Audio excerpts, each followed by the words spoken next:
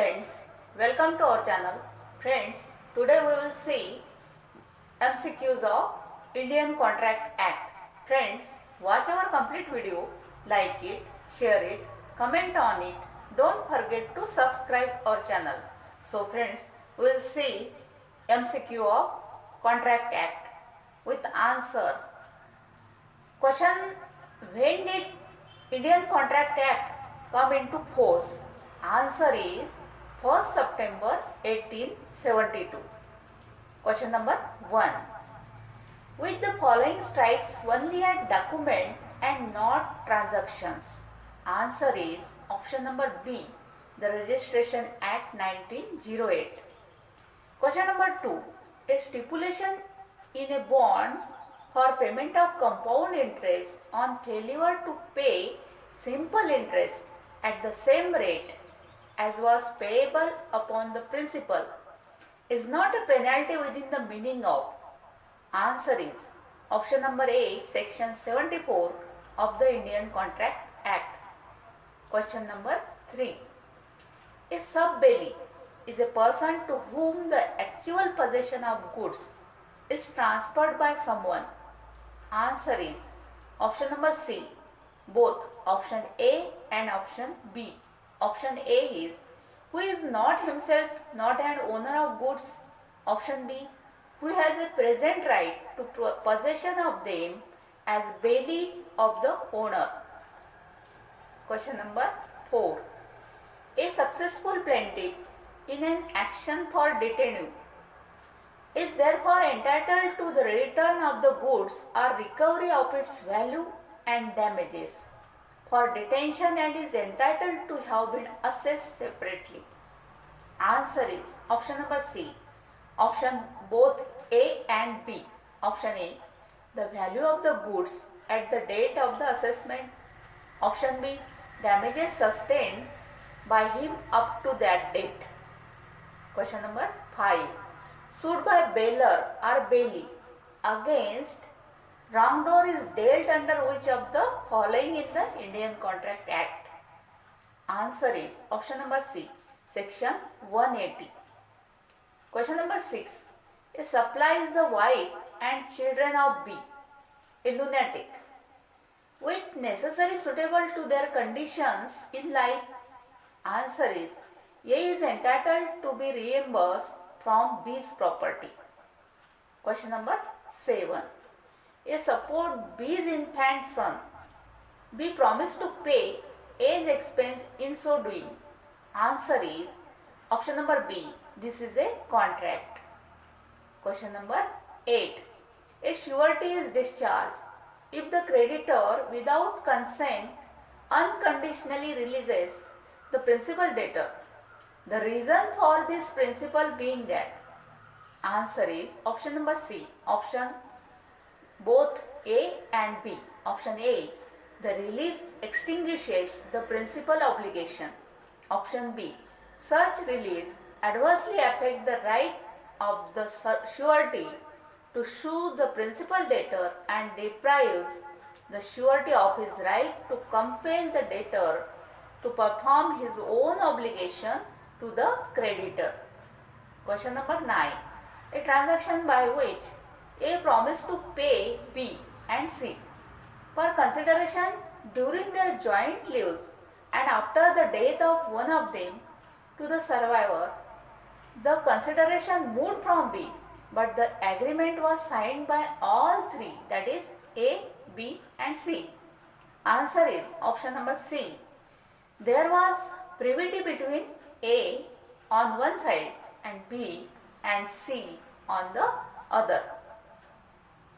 Question number 10. A undertakes to deliver 1,000 mounts of jute to B on a fixed day applying section 47 Indian Contract Act. Answer is option number C. He must apply to B to appoint a reasonable place for the purpose of receiving it and must deliver it to him at such place.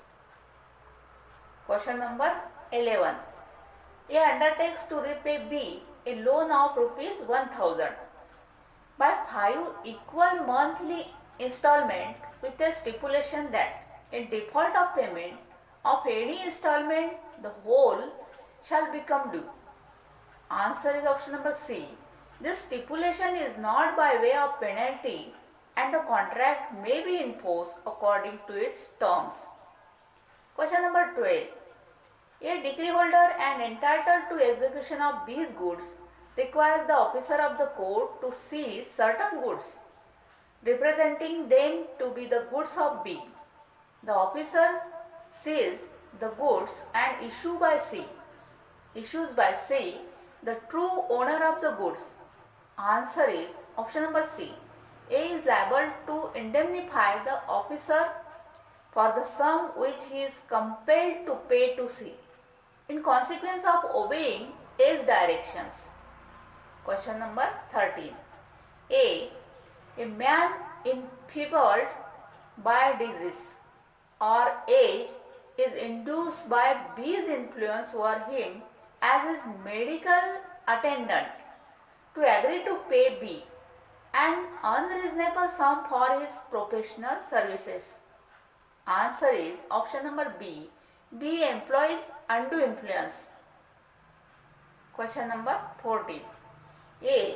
A merchant in Calcutta has an agent B in London to whom a sum of money is paid on A's account with orders to remit B retain the money for considerable time.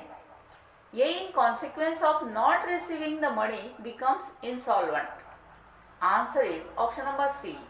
B is liable for the money and interest from the day on which it ought to have been paid according to the usual rate and for any further direct loss, as example by variation of rate of exchange but not further.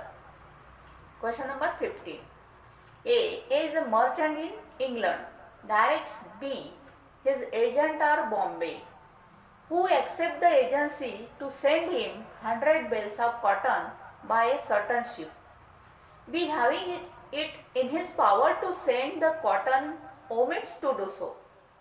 The ship arrives safely in England. Soon after her arrival, the price of cotton rises. Answer is option number C. B is bound to make good to A profit which he might have made by 100 bales of cotton at the time the ship arrived, but not any profit he might have made by the subsequent rise. Question number 16. A money lender advance rupees 100 to B, an agriculturist, and by undue influence induces B to execute a bond for rupees 200 with interest at 6% per month. Answer is option number B. The court may set the bond aside, ordering B to repay rupees 100 with such as may seem just. Question number 17. A singer contracts with B, the manager of the theatre, for 2 nights in every week during the next 2 months, and B engaged to pay her 100 rupees for each night's performance. On the 6th night, A willfully absent herself from the theatre and B in consequence rescind the contract. Answer is option number C. B must pay A for the 5 nights on which she had sung. Question number 18. A is a singer, contracts with B, the manager of a theatre, to sing at his theatre for 2 nights in every week during the next 2 months, and B engaged to pay her 100 rupees for each night's performance. On the 6th night, A willfully absent herself from the theatre and B in consequence rescind the contract. Answer is option number B. B is entitled to claim compensation the damage which he has sustained through the non-fulfillment of the contract.